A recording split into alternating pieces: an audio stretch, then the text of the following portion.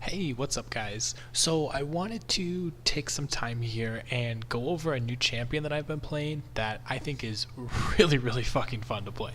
And for a while, I've really been talking shit about her. I don't think she's been in a really good spot, but Kalista is a lot of fun to play right now. And I think she's one of the top tier 80 carries, honestly. I think she provides a lot of utility to the team and also a lot of damage output, especially with the tank meta that we're in. But I wanted to go over here and talk about if you should take the time and learn Kalista, because she definitely does take a lot of time to learn how to play the right way. So as a lot of you know right now, if you have been playing with the current meta, the tanks are what's dominating the meta right now, and so naturally that's going to shift the whole meta, and AD carries are going to become more tank busters, so that really makes Kalista excel in that sort of meta. But the problem with Kalista is, in my opinion, she's one of the most, if not the most, mechanically complex champions to play at AD carry, and that causes her to feel really weak if you don't know what you're doing, especially in lane. There's a lot of little things that you should be doing that really help you dominate the lane better than I feel like a lot of people aren't taking advantage of if you haven't put that time into the champion. But once you do put some time into her, she is so much fun to play. There's just a lot of little things that you can always do. I think it's kind of like a Lee Sin comparison where it doesn't get boring because there's just so many different mechanical things you can learn with the champion that always makes it interesting to play her. I think she's really close in comparison to Vayne as another AD carry. I think there's a very high skill ceiling with her, and unless you've put a lot of hours into the champion, you're not going to reach her full potential, or even a potential where she's even viable. But if you do put that time into her,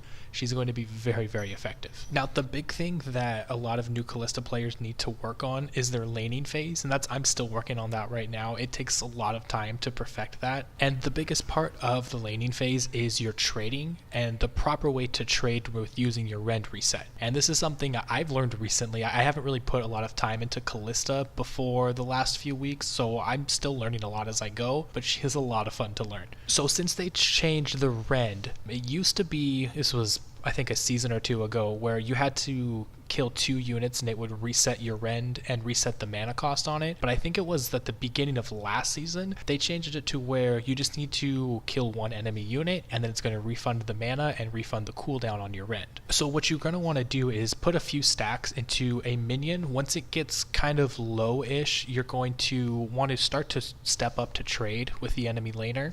And you're going to do your 1 auto, 2 autos, maybe 3 autos if it's a little bit of an extended trade. But at the end of it, you're going to use your rend, and it's going to kill that minion that you already prepped, and then also pull the spears out of the enemy champion, and you're going to reset your rend at the same time, so if it does turn into a longer fight, you have your rend backup that you can use for that extended trade. And the other thing that you also want to take advantage of is with your Q, if it kills a minion, it's going to take all the spears that were in that minion and transfer it if there's another target behind it. So you want to stack a few spears into a minion, preferably a cannon minion, because you're going to get more spears into it, and as it's dying, use your Q to last hit it and try and stick it onto another laning champion and pull all those spears out, and that's going to be a lot of chunk of damage coming out. There's also a lot to learn with her ultimate, when to use it, what champions it's good with, when to use it with tank champions, when to use it with squishy champions, and there's just a lot of mechanical things that go into this champion, but I really think she is worth learning. If you're willing to put the time into Kalista, you can hyper carry almost any game. It's pretty nuts the amount of damage you can do if you play it properly. And outside of the tank meta, I think Kalista's okay right now, but with a lot of tank champions being in most of our games, she really excels at kiting back and putting out a lot of damage into those champions. Now I can sit here all day and go over all of the little things that you want to learn on Kalista and the proper mechanics that you want to have. I'm still learning a lot on her. There's still a lot for me to learn since I haven't put a lot of time into her, probably just a few weeks of playing her pretty consistently. But I've been having a lot of fun playing her. She is really great right now. I think she's really strong. Your typical build, you're going to want to get Blade of the Ruined King, Rune Hands, and the third item, it's kind of up in the air. You can go QSS, you can get a Phantom Dancer, you can get an Infinity Edge.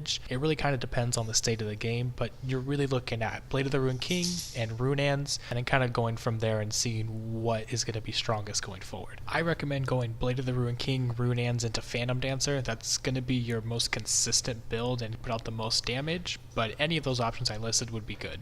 But yeah, I think she's a lot of fun. If you do have the time and you want to pick up a really fun, mechanically complex champion that you can really use to help carry your games, I definitely recommend playing some Kalista, seeing how you like it, seeing if you can learn some stuff from that. And if you've made it this far in the video, I really do appreciate you sticking around. If you do want some more updates on the AD carry meta and what's happening with the current patches for bottom lane, please go ahead and subscribe. I would really appreciate that. But until then, good luck with trying to learn Kalista, and good luck with your upcoming ranked games.